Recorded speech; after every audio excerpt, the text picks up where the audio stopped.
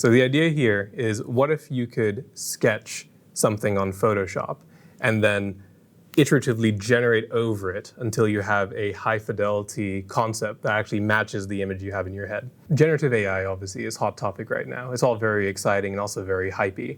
So what we tried to do was actually ground it in something, firstly, that we understand, and secondly, something we can control. And then we use that as a test case to say, hey, is there actually something here that could improve the way we do front-end product development? Diffusion models basically try to re-represent patterns in its training data set. And one of the more common, or one of the more popular applications of diffusion models are AI-generated images. They're relevant because product development is inherently a visual activity. It comes through iterative sketching and ideation and collaboration. It's inherently visual, and diffusion models lend themselves really well to that kind of practice. What we were thinking was, well, what if you had a lot more control over that diffusion process? What if you could actually tweak the knobs, and instead of having a text to image, instead have an image to image, where you feed it an image as a kind of scaffolding, as a bit of grounding, and then it diffuses an image around that input. So what makes this method different from commercial platforms that are out there, so your Midjourneys, your Photoshop Gen Fills, your DALL-Es, is that you have a lot more control over that diffusion process. Since we're able to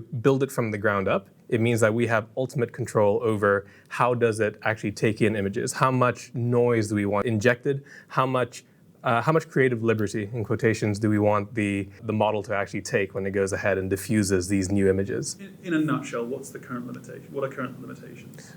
So one of its biggest limitations is that it's biased towards its training data set. And what that means is that if it's trying to diffuse something that's more novel or has unusual characteristics, it will often struggle. For example, we tried it with a femto laser system. The thing is, a femto laser system for cataract surgery has a few unusual characteristics to it. So it has a card component, but it also has this kind of arm, and sometimes it has two monitors, and sometimes it has a built-in bed. Those characteristics as a single image probably weren't very abundant in the training data set.